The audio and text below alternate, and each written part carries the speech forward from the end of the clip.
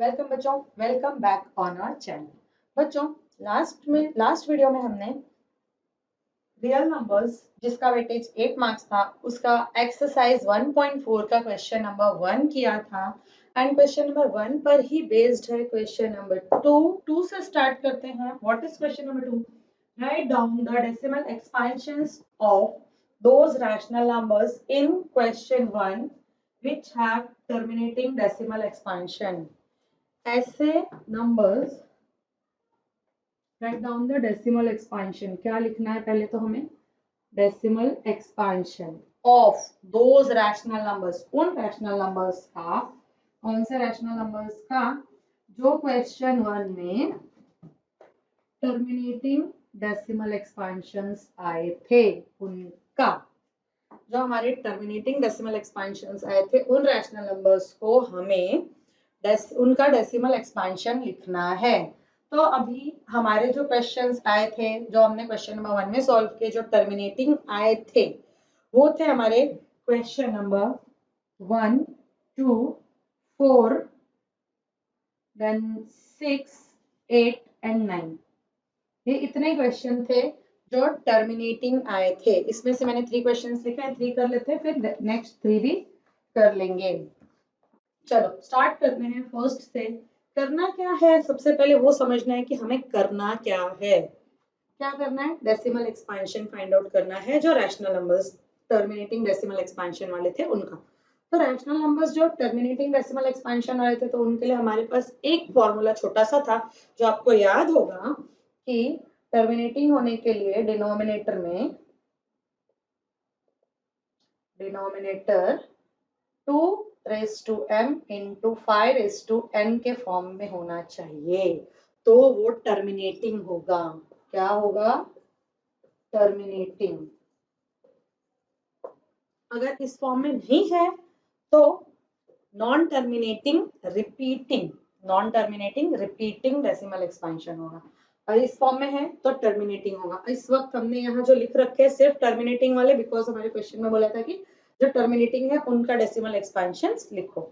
तो अब इनका डेसिमल एक्सपेंशन कैसे लिखेंगे? इसके लिए भी एक हमें चीज याद रखनी है कि जो डिनोमिनेटर है वो 2 रेज टू m इंटू, ध्यान देना, 2 raise to m into 5 raise to m इस फॉर्म में होना चाहिए। अब ये मैंने गलती से 5 रेज टू m नहीं लिखा है, ये 5 रेज टू m होना चाहिए, तब हम उसका डेसिमल एक्सपेंशन फाइंड आउट कर पाएंगे। करना कैसे है? एक क्वेश्चन करते हैं, अपने आप ही आपको आ जाएगा। 13 अपॉन 3125, इसको सबसे पहले वो टर्मिनेटिंग डेसिमल एक्सपेंशन में लिखना पड़ेगा हमें। तो 13 अपॉन, हमने लास्ट वीडियो में इसको प्राइम फैक्टराइज किया था, तो हमें क्या मिला था? 5 इंटू 5 इंटू 5 इंटू 5 इंटू 5, यानी 5 टाइम्स हमें 5 मिला था। इसमें 2 नहीं मिला था, आपको याद होगा। तो 13 अपॉन 5 रेज टू 5 मिला था। हमने लिखा था 2 रेज टू 0। क्यों लिखा था? क्योंकि हमें उस फॉर्म में लाना था, तो 2 रेज टू 0 मतलब होता है 1। तो यहाँ पर हम 2 रेज टू 0 लिख सकते हैं। ये सिर्फ याद करने के लिए कि ये टर्मिनेटिंग है। लेकिन हमें क्या करना है? टर्मिनेटिंग नॉन टर्मिनेटिंग बताना नहीं है, वो हमने क्वेश्चन नंबर 1 में बताया है। यहाँ पर हमें क्या करना है?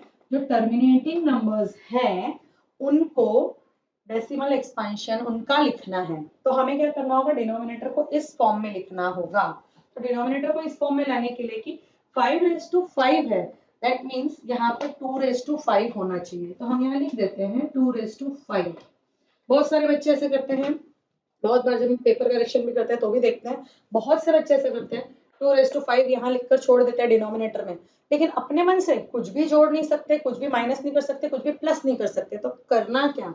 जब यहाँ हमने डिनोमिनेटर में 2 रेज टू 5 से मल्टीप्लाई किया, तो सेम चीज हमें न्यूमरेटर में करनी पड़ेगी। यहाँ भी हम 2 रेज टू 5 से मल्टीप्लाई करेंगे, तो उसका मीनिंग सेम हो गया, क्योंकि ये कट जाएगा तो 1 आएगा, दैट मीन्स जो हमारा ऊपर था वही नीचे आ गया। अब क्या करना है? 2 रेज टू 5 कितना होता है? 2 टू 4 32। तो 13 इंटू 32 अपॉन ये दोनों का मल्टीप्लीकेशन हुआ है तो लिख दो 5 इंटू 2 रेस टू, दोनों के ऊपर 5 है तो यहाँ 5 लिख दो, इज इक्वल टू, इन दोनों को मल्टीप्लाई कर लो 32 इंटू 13, 13 टू ज़ा 6 टू 41, 416, 416 आ गया upon 10 raise to 5, 10 raise to 5 आ गया। अब 10 रेस टू 5 का मतलब क्या है कि 1 लिखना है, 1 के आगे 5 जीरो लगाने हैं हमें, 416 अपॉन 1, 1 के आगे 5 जीरो, 1 2 3 4 5, ये हो गया।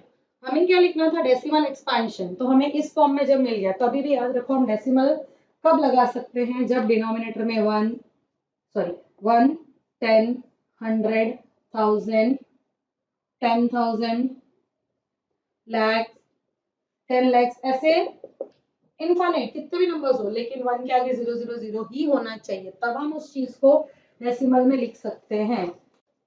तो हमने उस फॉर्म में ला दिया कि ये डिनोमिनेटर में 1 इंटू 0,000,000 आ गया।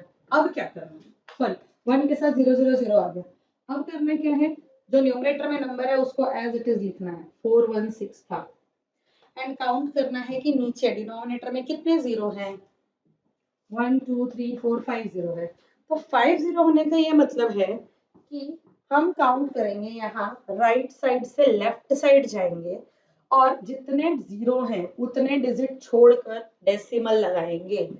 1 2 3 4 5 जीरो है, 5 डिजिट छोड़कर 1 2 3, आगे डिजिट्स हमारे पास नहीं है तो हम जीरो ऐड करेंगे, 4 5, 5 जीरो थे, 5 डिजिट हो गए, अब डेसिमल लगाना है, डेसिमल, एंड डेसिमल के बाद हमें कुछ नहीं है, कोई नंबर नहीं है तो जीरो लिखेंगे, अगर कोई नंबर होता तो जीरो लिखने की जरूरत नहीं होती।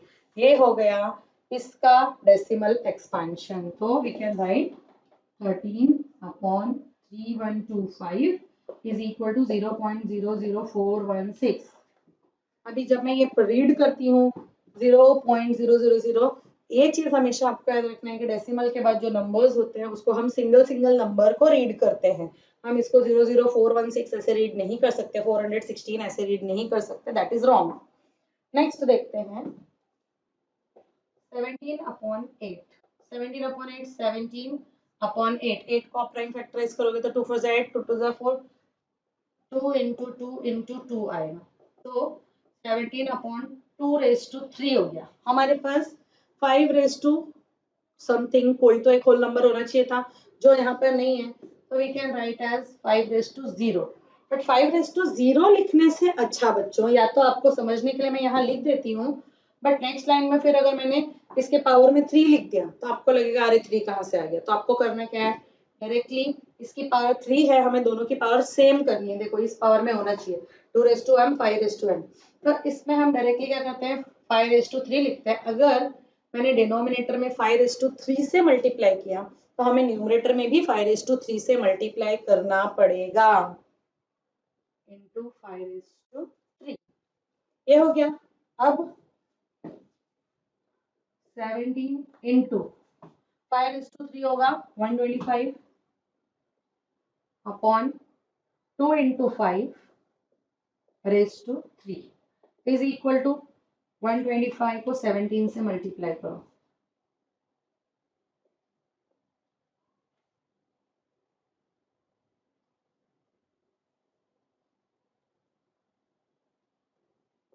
2125 क्या आ गया, 2125 2125 upon 5 to the 10 raised to 3, that means 2125 upon 10 raised to 3 है, मतलब हम 1 लिखेंगे और 1 के बाद 3 जीरो, जितना पावर है उतने जीरो ऐड करेंगे, जितनी पावर होगी उतने जीरो, 1 2 3। इसको डेसिमल एक्सपेंशन में लिख लेते हैं, ऊपर जो भी न्यूमरेटर में नंबर है उसको एज इट इज लिखना है, न्यूमरेटर का नंबर लिखेंगे 2125, उसके बाद डिनोमिनेटर्स के जीरो काउंट करेंगे, 1 2 3, 3 जीरो है तो 3 डिजिट के बाद डेसिमल लगा देंगे, ये हो गया 17 अपॉन 8 का डेसिमल एक्सपेंशन 2.125। चलो अब देखते हैं थर्ड, थर्ड क्या है, 15 अपॉन 1600, यानी 15 है और 1600 है, तो पहले 1600 का डेसिमल एक्सपांशन फाइंड आउट करेंगे, sorry prime factorisation find out करेंगे। 1600 इज इक्वल टू, अब इसको प्राइम फैक्टराइज करना है तो 2 8 जा, 2 4 जा, 2 2 जा, 2 1 जा, 2 5 जा, 2 2 जा, 2 5 जा, 25 हो गया, 5 1 जा, 5 1 जा 5। ये हो गया इसकी प्राइम फैक्टराइजेशन। अब क्या करना है, 1 2 3 4 5 6, तो क्या हो गया आपका 15 अपॉन, इसको ऑलवेज मिडल में लिखो, 15 upon 2 into 2 into 2 into 2 into 2 into 2, 1 2 3 4 5 6 time into 5 into 5। ये हो गया हमारा उसका प्राइम फैक्टराइजेशन डिनोमिनेटर का। अब क्योंकि हम डिनोमिनेटर का ही क्यों कर रहे हैं, बिकॉज टर्मिनेटिंग है डिनोमिनेटर से ही मतलब है हमें, तो डिनोमिनेटर का ही जो 2 रेज टू m है वो 5 रेज टू m होना चाहिए। तो 15 अपॉन 2 रेज टू 6 है इंटू 5 रेज टू 2 है। अब इस 5 रेज टू 2 को हमें 5 रेज टू 6 बनाना है। देखो 5 रेज टू 2 है, इसको 5 रेज टू 6 बनाना है। ये 2 है, 6 में कितना कम पड़ रहा है मुझे 4, मैं क्या करूंगी 5 रेज टू 4 से मल्टीप्लाई करूंगी, तो ये कितना हो जाएगा 5 2 plus 4 is equal to 5 raise to 6। ये सेम चीज हम यहाँ ऊपर करेंगे, तो इतना लंबा प्रोसेस नहीं करके हम नेक्स्ट लाइन में डायरेक्टली लिख सकते हैं 15 upon 2 raise to 6 into 5 raise to 6, यहाँ 6 आएगा लेकिन मल्टीप्लाई किससे कर रहे हैं 5 रेज टू 4 से, यहाँ आएगा 5 रेज टू 4। आप चाहो तो यहाँ ब्रैकेट में लिख दो ताकि आप खुद भी कंफ्यूज ना हो, एंड पेपर चेक करने वाले को, बाई चांस पेपर में आ जाते हैं तो पेपर चेक करने वाले को ये पता होना चाहिए कि आपको पता है कि यहाँ 5 रेज टू 6 यहाँ 5 रेज टू 4 क्यों आया, तो 5 raise to 2 into 5 raise to 4 is equal to 5 raise to 6। इतना क्लियर है। फिर वही सेम चीज हो गई 15 इंटू 5 रेज टू 4, तो 5 into 5 25 25 625, 625 upon 2 into 5 raised to 6, that means this will be equal to, यहाँ कर लेते हैं 625 एंड 15 को मल्टीप्लाई, 15 5 जा 7 कैरी ओवर हो गया, 15 2 जा 30 और 7 37, नेक्स्ट कैरी ओवर 3 हो गया 93 हो गया, ये 9375, 9375 अपॉन 10 रेज टू 6, आप 10 रेज टू 6 लिख लो। फिर नेक्स्ट लाइन में इसको 9375 अपॉन 1 के आगे 60 बिकॉज 10 रेज टू 6 है, 1 2 3 4 5 6, देन अगेन नेक्स्ट लाइन में डेसिमल एक्सपांशन लिख देंगे कि 15 अपॉन 1600 का डेसिमल एक्सपांशन क्या होगा, जो नंबर है उस नंबर को एज इट इज लिखना है, नीचे 60 है, डिनोमिनेटर में 60 है तो 6 डिजिट काउंट करेंगे, राइट टू लेफ्ट आएंगे 1 2 3 4 5 6, उसके बाद आएगा डेसिमल एंड देन 0। ये हुआ बच्चों को फोर्थ क्वेश्चन। बच्चों फर्स्ट सेकंड और फोर्थ, इनके बाद हमें 3 क्वेश्चन और थे जो टर्मिनेटिंग मिले थे, क्वेश्चन नंबर 6 8 एंड 9, इनका भी डेसिमल एक्सपांशन देख लेते हैं, सेम वे में करना है। तो 23 upon 2 raise to 3 into 5 raise to 3, ये ऑलरेडी हमें टर्मिनेटिंग सीधा देखकर ही पता चल जा रहा है, तो हमें इसको टर्मिनेटिंग प्रूफ करने के लिए प्राइम फैक्टराइजेशन की जरूरत नहीं है, हम सीधे इसका डेसिमल एक्सपांशन की तरफ बढ़ेंगे। 2 रेज टू 3 है एंड 5 रेज टू भी 3 है, I have written right question, 2 raised to 3 and 5 raised to 2. Sorry, it was 2.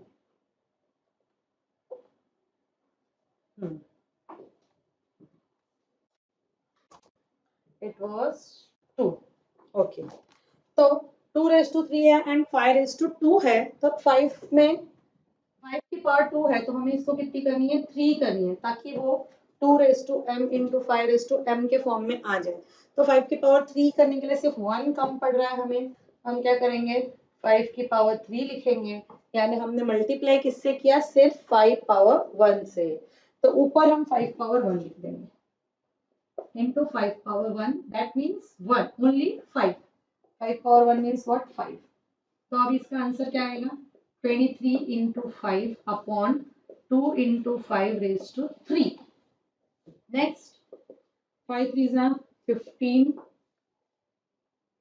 115 upon 10 raised to 3 is equal to, sorry, we'll write here 115 upon 10 raised to 3. 10 raised to 3 है means 1 लिखना है, 1 के आगे 0 0 3 times लगाना है.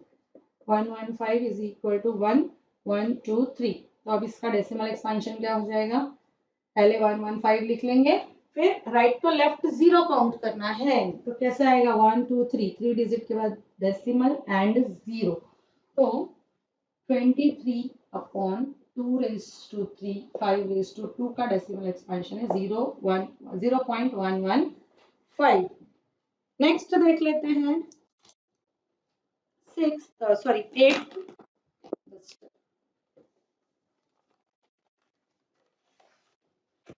Now 8 is 6 upon 15, that is equal to 6 upon 3 into 5. जब हम 15 के प्राइम फैक्टर्स करेंगे तो आएगा 3 into 5. अब 3 की पावर 1 है, 5 की पावर 1 है, तो ये टर्मिनेटिंग तो दिख नहीं रहा, क्योंकि टर्मिनेटिंग होने के लिए 2 raised to m into 5 raised to n होना चाहिए. तो इसके लिए हमने क्या किया था? 3 से 6 को कट किया था, तो क्या आ गया था? 2 upon 5. अब ये 2 upon 5 हो गया, यानी 5 की पावर 1 है, तो हमें यहाँ 2 की पावर 1 लानी है. सॉरी, हाँ, 2 की पावर 1 लानी है. 5 की पावर 1 है तो सिर्फ 2 चाहिए, तो हम क्या करेंगे? 2 से नीचे एंड 2 से डिनोमिनेटर और 2 से न्यूमरेटर दोनों में मल्टीप्लाई करेंगे. एंड जब हम मल्टीप्लाई करेंगे तो क्या आएगा आंसर? 2 2 ज़ा 4 अपॉन 10. इसको हम डेसिमल में कन्वर्ट करेंगे तो 4 लिखेंगे. 1 0 है तो 1 डिजिट छोड़कर, यानी फर्स्ट डिजिट छोड़ देना है, डेसिमल लगाना है एंड 0. दैट मीन्स 6 अपॉन 15 का डेसिमल एक्सपेंशन होगा 0.4. अब ये लास्ट क्वेश्चन है जिसका डेसिमल एक्सपेंशन फाइंड आउट करना है. 35 upon 50. 35 upon 50 is equal to, अब क्या करोगे? सिंपल, 50 का प्राइम फैक्टराइजेशन. 50 2 2 ज़ा 4 5 5 5 ज़ा एंड 5 1 ज़ा, that means 2 into 5 power 2. 5 2 times आएगा 5 power 2. ये हो गया. अब 5 की पावर 2 है एंड 2 की पावर 1 है, तो 2 की पावर भी हमें 2 करनी है. इसके लिए क्या करेंगे? 2 से मल्टीप्लाई करेंगे, तो क्या आ जाएगा? 35 अपॉन, अब ये देखो 2 पावर 1 है तो हम 2 पावर 1 से मल्टीप्लाई करेंगे, तो ये हो जाएगा 2 power 2 into 5 power 2.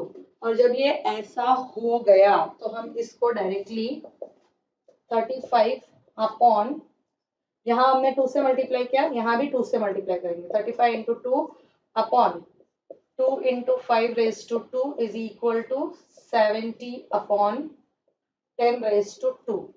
10 raised to 2 means what? 100.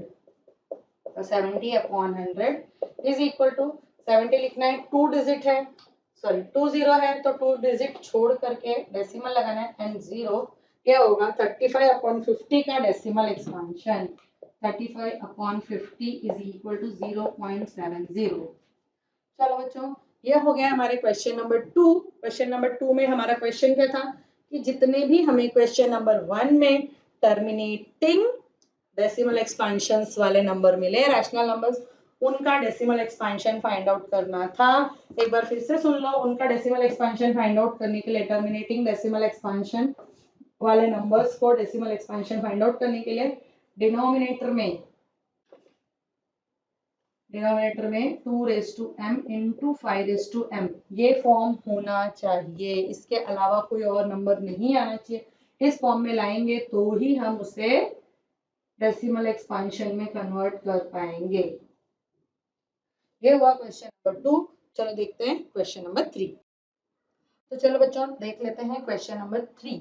क्या है question number 3? The following real numbers have decimal expansion as given below.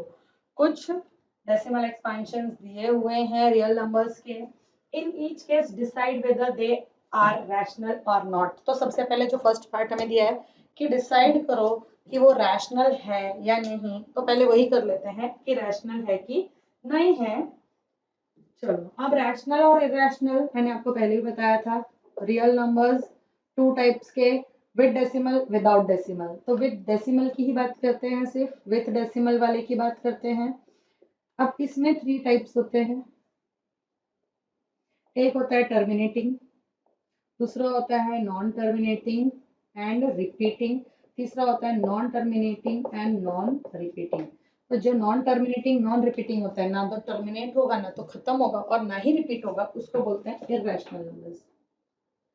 ये मैं बहुत बार आपको बता चुकी हूँ पीछे भी, अगर पिछले वीडियोस आप देखोगे तो जब से रियल नंबर स्टार्ट हुआ है तब से मैं आपको यही सारी चीजें बता रही हूँ।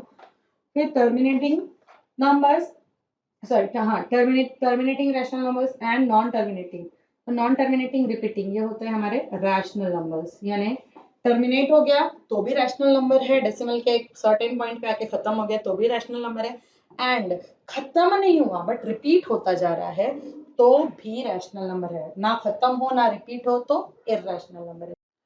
तो चलो अब देखते हैं कि जो फर्स्ट क्वेश्चन है वो रैशनल है या इररेशनल। तो 43.1 2 3 4 5 6 7 8 9 ये इसके बाद एंड हो जा रहा है, खत्म हो जा रहा है, रिपीट भी नहीं हो रहा है और इसके आगे बढ़ भी नहीं रहा है, यानी टर्मिनेट हो गया, खत्म हो गया। तो ये कौन सा नंबर है मेरा, whether they are rational or not। तो टर्मिनेट हो गया दैट मीन्स रैशनल है, टर्मिनेट हो जा रहा है तो ये क्या होगा हमारा रैशनल। अच्छा, अब ये रैशनल नंबर तो है हमारा, रैशनल है, लेकिन उसके साथ साथ और क्या पूछा है, इफ दे आर रैशनल। अगर आप प्रूव करते हो कि रैशनल है तो end of the form p upon q। तो हमने पहले भी पढ़ा है कि जो रैशनल नंबर्स होंगे उनको हम p अपॉन q के फॉर्म में लिख सकते हैं, बट कंडीशन क्या है, q should not be equal to 0। जो डिनोमिनेटर है वो 0 नहीं होना चाहिए। तो क्या करना है, तो ये क्या आ जाएगा हमारा number 43.1 2 3 4 5 6 7 9 is equal to p upon q, where q is not equal to 0। अब इसके बाद कुछ और भी कह रहा है, क्या कह रहा है, what can you say about prime factors of q।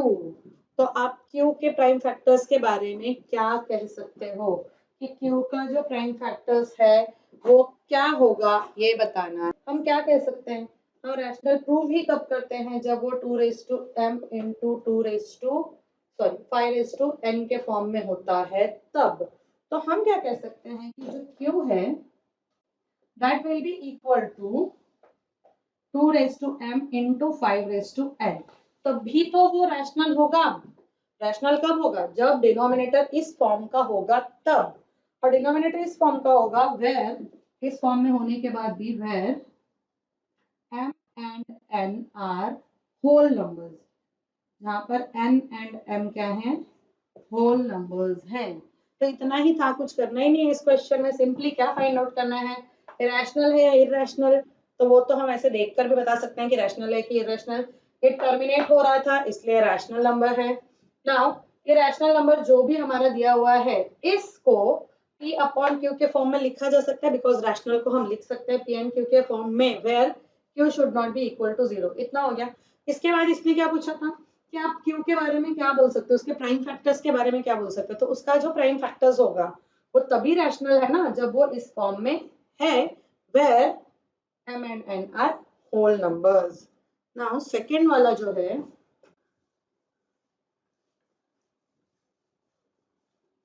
चलो सेकंड वाला देखो, 0.120 अगेन 120, लेकिन एक और जीरो है, डबल जीरो, यानी ये रिपीट तो नहीं हो रहा है क्योंकि यहाँ पे 10 था, यहाँ 20 हो गया, फिर 1 2 1 2 3 ट्रिपल 0 1 2 1 2 3 4 4 0।